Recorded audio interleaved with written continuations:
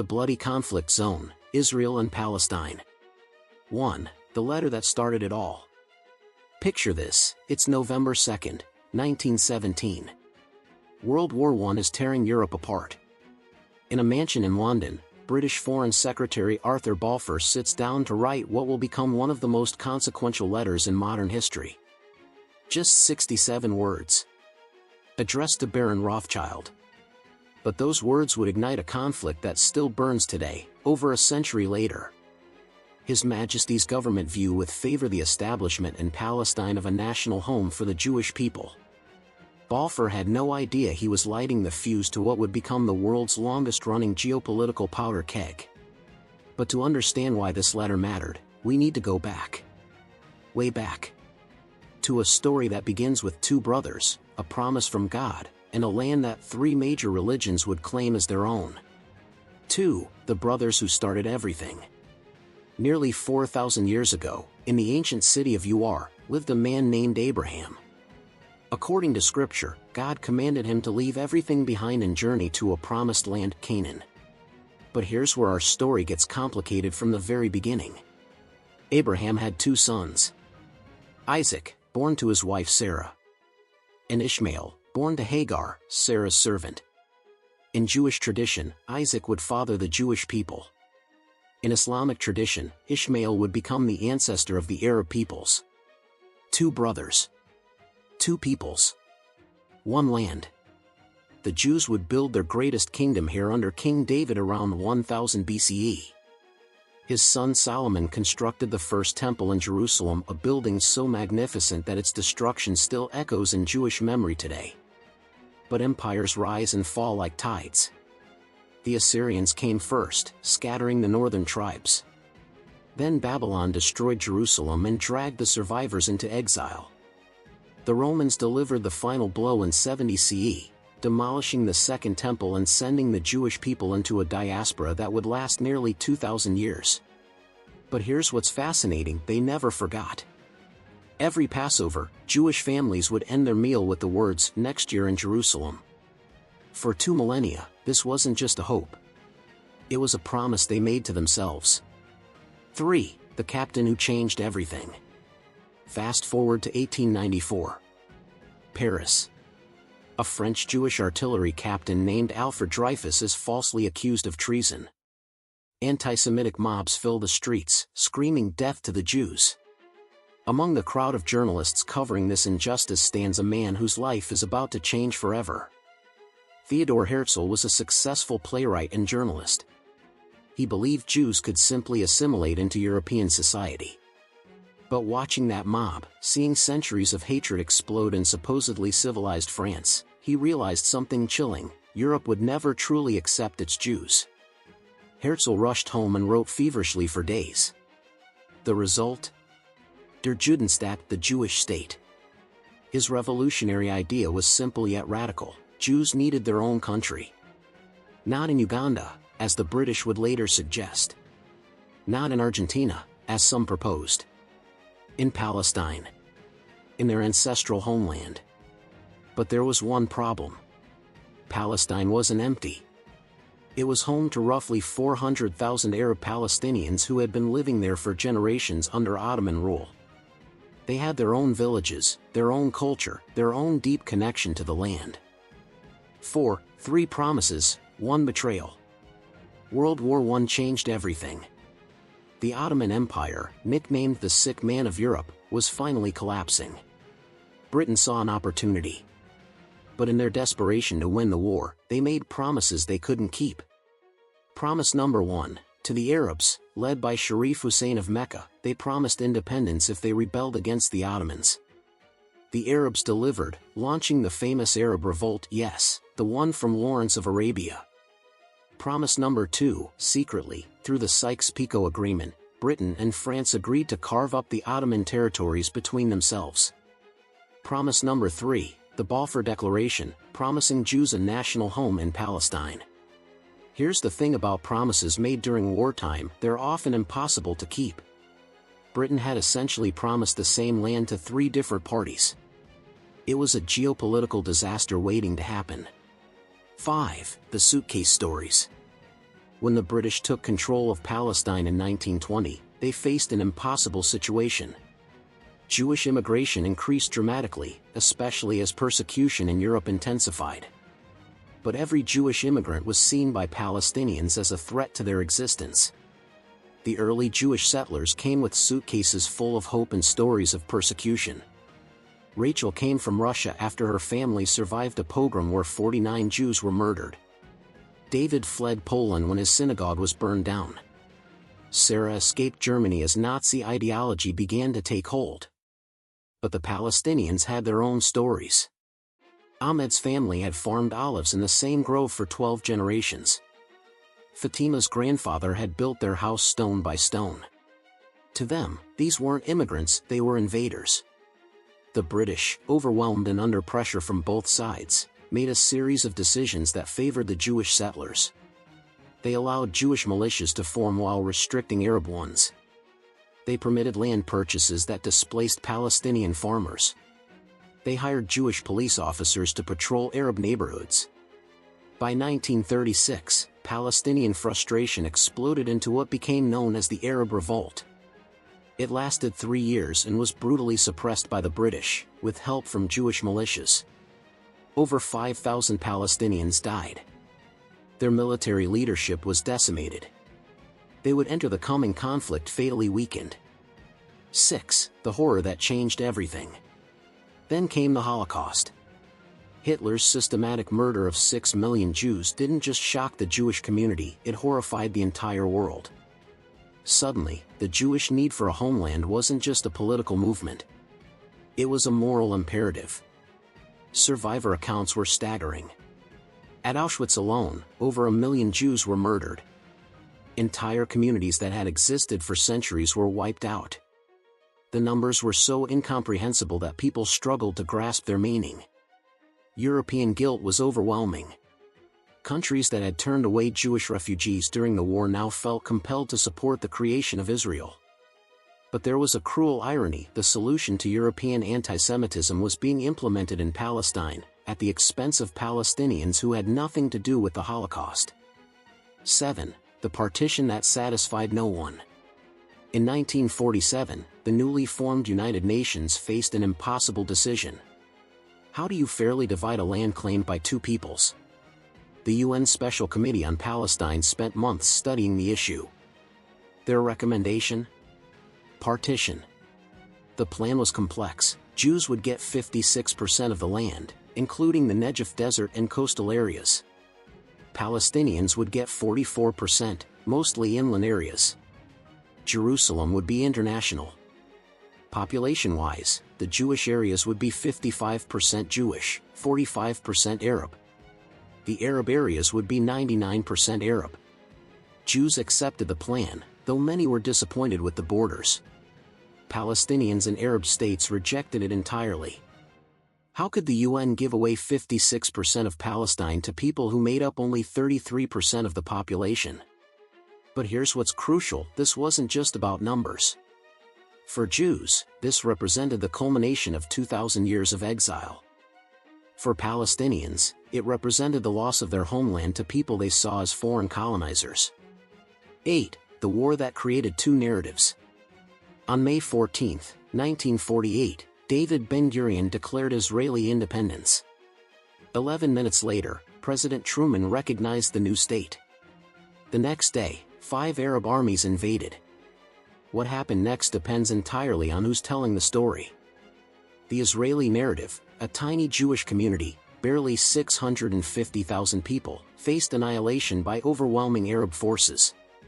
Against impossible odds, they not only survived but thrived. It was David versus Goliath, and David won. The Palestinian narrative: 700,000 Palestinians were expelled from their homes by better armed Jewish forces in what they call the Nakba, the catastrophe. Entire villages were destroyed. Families were separated forever. It was ethnic cleansing disguised as war. The truth? Both narratives contain elements of fact. Israeli forces were initially outnumbered but better organized and equipped. Some Palestinians fled in panic, others were forcibly expelled. Some Israeli actions were defensive, others were aggressive land grabs. What's undeniable is the result: Israel controlled 78% of historic Palestine. Egypt held Gaza. Jordan held the West Bank. And 700,000 Palestinians became refugees. 9. The refugees' key. Mida Mohammed. In 1948, she was 25 years old, living in the village of Zakaria with her husband and 3 children. When fighting erupted nearby, Israeli forces told villagers to leave temporarily for their safety. Mohammed locked her house, took the key, and walked to a neighboring village with her family. She never returned home. Zakaria was destroyed. Today, a Jewish town called Zakaria sits on its ruins. Mohammed lived in a refugee camp in Lebanon for 67 years until her death in 2015. She never stopped believing she would return. She kept that house key until the day she died, passing it to her son, who passed it to his children. There are millions of stories like Mohammed's. Today, over 5 million Palestinians are registered refugees, the largest refugee population in the world. Some live in camps that have become permanent cities. Yarmouk camp in Syria housed 160,000 Palestinians before the Syrian civil war. Ain el-Hilwa in Lebanon houses 120,000 people in just 1 square mile. 10. The 6 days that changed everything. June 5, 1967. Israel launched a preemptive strike that would reshape the Middle East forever. In just 6 days, Israeli forces captured the Sinai Peninsula, Gaza Strip, West Bank, East Jerusalem, and Golan Heights. The war was lightning fast, but its consequences were permanent. Suddenly, Israel controlled all of historic Palestine.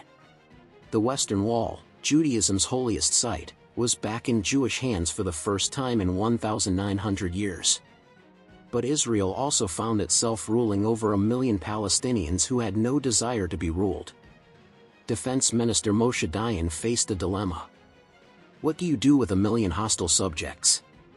His solution was simple: make life so difficult that they would leave voluntarily. House demolitions increased.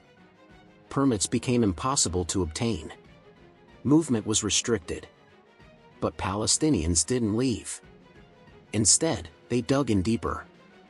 11. The Stones versus Tanks. December 8, 1987. An Israeli truck crashed into a car in Gaza, killing 4 Palestinian workers. Rumors spread that it was intentional. The next day, Palestinians began throwing stones at Israeli soldiers. It was supposed to be a one-day protest.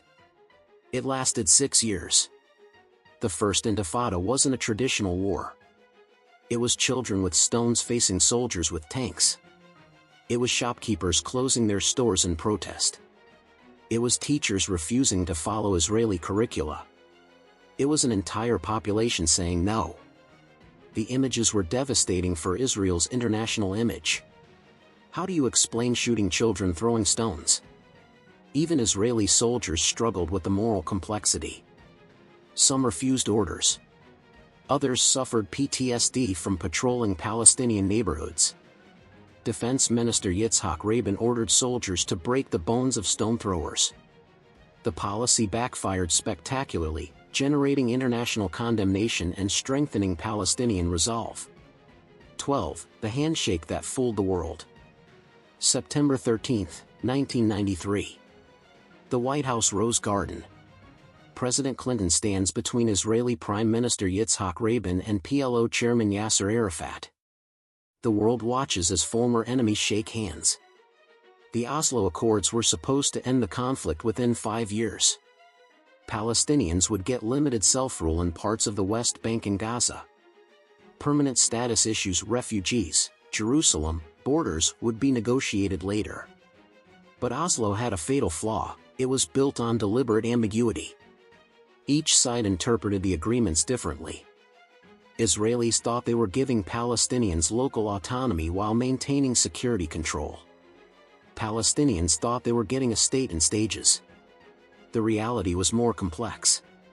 The West Bank was divided into 3 zones: Area A, Palestinian control; Area B, Palestinian civil control, Israeli security control, and Area C, full Israeli control. Palestinians got full control over just 18% of their supposed territory. Meanwhile, Jewish settlements continued growing. When Oslo was signed, 110,000 settlers lived in the West Bank. Today, that number exceeds 450,000. 13. The rise of the believers. As secular peace efforts failed, religious movements gained power on both sides. In Israel, the settler movement claimed divine mandate to settle all of historic Palestine. In Palestine, Hamas emerged as an Islamic alternative to the secular PLO. Hamas's story is crucial to understanding today's conflict. Founded in 1987 as an offshoot of the Muslim Brotherhood, Hamas rejected Oslo entirely. To them, all of historic Palestine was Islamic religious endowment, waqf, that could never be surrendered. But Hamas wasn't just a military organization. In Gaza's impoverished refugee camps, they built hospitals, schools, and social services. When the Palestinian Authority was seen as corrupt and ineffective, Hamas was viewed as clean and capable. In 2006, Hamas won Palestinian elections, shocking the world. Israel, the US, and Europe refused to recognize the result, imposing a crippling economic blockade on Gaza. Hamas's response was to seize full control of Gaza in 2007, ejecting Fatah forces. Suddenly, Palestinians had two governments, Fatah in the West Bank and Hamas in Gaza. The Palestinian national movement was split, weakening their negotiating position permanently. 14. The world's largest open-air prison. Gaza today is unlike anywhere else on Earth. 2 million people live in 140 square miles, smaller than Philadelphia. The population density is overwhelming, 13,000 people per square mile, making it one of the most crowded places on the planet. Israel controls Gaza's borders, airspace, and coastline. Egypt controls the southern border. No one enters or leaves without permission. Israel maintains a detailed calorie count to ensure Gazans receive just enough food to survive but not thrive. The blockade's effects are devastating. Youth unemployment exceeds 60%. The water system is collapsing. 97% of Gaza's water is undrinkable. Electricity runs only a few hours per day. University graduates drive taxis because there are no other jobs. Yet life continues. Children go to school. Families gather for dinner. Artists create. Writers write. In the midst of impossible circumstances, people find ways to live, love, and hope. 15. The wall that divides. In 2002, Israel began building what it calls a security barrier around the West Bank. Palestinians call it the apartheid wall. The barrier stretches over 700 kilometers, more than twice the length of the US-Mexico border. But this isn't just a border fence. In many places, it's a 25-foot high concrete wall topped with razor wire, watchtowers, and electronic sensors.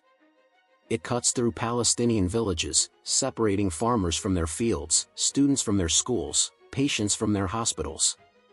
In the village of Kalkilia, the wall completely surrounds the town except for one Israeli-controlled entrance. Residents joke grimly that they live in the world's largest prison. In Bethlehem, the wall cuts right through the city, separating families who live on the same street.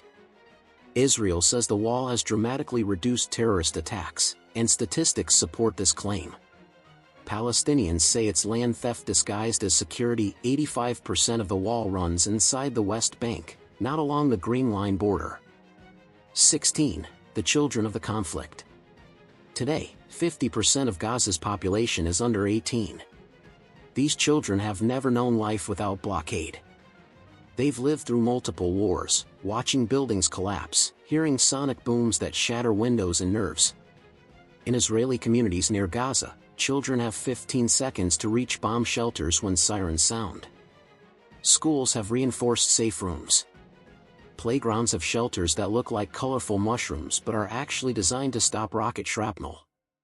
On both sides, an entire generation is growing up knowing only conflict. Israeli children learn about terrorist attacks. Palestinian children learn about occupation. Each side's trauma becomes the other side's justification for more violence. 17. The tunnels beneath. Beneath Gaza runs a hidden city, hundreds of tunnels connecting Gaza to Egypt, used to smuggle everything from medicine to weapons. These tunnels became Gaza's economic lifeline during the blockade. The tunnel system is sophisticated, with electricity, ventilation, and even rail systems. Families invested their life savings to build tunnels, hoping to make money from smuggling. Some tunnels are large enough to drive cars through. But tunnel work is dangerous. Hundreds of Palestinians have died in tunnel collapses, Israeli airstrikes, and Egyptian flooding operations. Children as young as 13 work in the tunnels because they're small enough to fit through narrow spaces. Israel views the tunnels as an existential threat, used to smuggle weapons and stage attacks. Palestinians see them as survival tools in a blockaded territory. Both perspectives contain truth. 18. The technology of occupation. Israel has become a world leader in security technology, much of it developed for controlling Palestinian populations. The West Bank is a testing ground for surveillance systems, facial recognition software, and crowd control weapons sold worldwide. At checkpoints, Palestinians submit to biometric scanning, metal detectors, and interrogation. The system processes thousands of people daily, creating a massive database of Palestinian movements and associations. Israeli companies market this technology globally as battle-tested, tested on Palestinian populations. This creates a perverse economic incentive. The longer the occupation continues, the more profitable the security industry becomes. 19. The settler's story. Jewish settlements in the West Bank have grown from 110,000 residents in 1993 to over 450,000 today. But who are these settlers, and why do they move to the West Bank? The settler population is diverse. Religious settlers, about 20%, believe God commanded Jews to settle all of historic Palestine. They see themselves as fulfilling biblical prophecy. Economic settlers, the majority, move for affordable housing and government subsidies. Israel spends billions supporting settlement infrastructure. Some settlements look like American suburbs, manicured lawns, swimming pools, shopping centers. Others are hilltop outposts with mobile homes and generators. What they share is Israeli military protection and Palestinian resentment. To Palestinians, every settlement is an act of theft. To settlers, they're reclaiming their ancestral homeland. To international law, they're illegal, but that hasn't stopped their growth. 20. The price of peace. Every peace proposal has failed for the same reason: both sides demand things the other cannot give. Israelis need security guarantees that Palestinians can't provide. Palestinians need justice for past wrongs that Israelis won't acknowledge. The numbers tell the story. Since 2000, over 1,200 Israelis have been killed in the conflict, mostly civilians. Over 10,000 Palestinians have been killed, mostly civilians. Each death becomes a reason why peace is impossible. Polls show majorities on both sides want peace in theory but don't trust the other side to make it work in practice. Israelis fear another Hamas takeover if they withdraw from the West Bank. Palestinians fear Israeli security concerns will make their state a Bantuan. 21. The next generation. Despite everything, there are people on both sides working for peace. Israeli and Palestinian doctors work together in hospitals. Parents who have lost children to violence join organizations promoting reconciliation. Students participate in dialogue programs. But they're swimming against a powerful current. Israeli textbooks barely mention Palestinian suffering. Palestinian textbooks don't acknowledge Israel's right to exist. Children grow up learning their people's narrative exclusively, rarely hearing the other side's story. Social media has made things worse. Echo chambers reinforce existing beliefs. Viral videos show only the most extreme incidents. Nuance dies in 280-character tweets. The land that breaks hearts. This is the story of a land too small for the dreams it carries.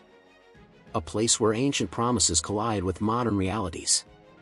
where two people's legitimate aspirations have created an illegitimate situation. The tragedy isn't that one side is right and the other wrong. The tragedy is that both sides are right and both sides are wrong. Israelis deserve security and self-determination. So do Palestinians. The problem is that each side's rights seem to require denying the others. Yet people continue to live, love, and hope. In Tel Aviv cafes and Gaza restaurants. In West Bank olive groves and Israeli kibbutzim. Children still play. Families still gather. Artists still create. Even in the darkest places, human dignity persists. The conflict will only end when both peoples recognize each other's humanity, acknowledge each other's pain, and choose shared dignity over exclusive victimhood. That day feels far away. But it's the only hope worth having. Because in the end, this land has room for all its children if they can learn to share it. The key that Muhammad kept for 67 years? Her grandson still has it. He's never seen the house it unlocked. But he carries it anyway, along with the hope that someday, somehow, locked doors can be opened again. Not through war. Not through walls. But through recognition that the other side of every conflict is made up of people just like us, people who love their children, mourn their dead, and dream of a better tomorrow. This is the story of Israel and Palestine. It's not finished yet. And perhaps, just perhaps, that means there's still time for a different ending. The story continues today, in headlines and heartbreak, in protests and prayers, in the daily choices of ordinary people who refuse to let hope die in the Holy Land. If you enjoyed this story, please subscribe and hit that like button.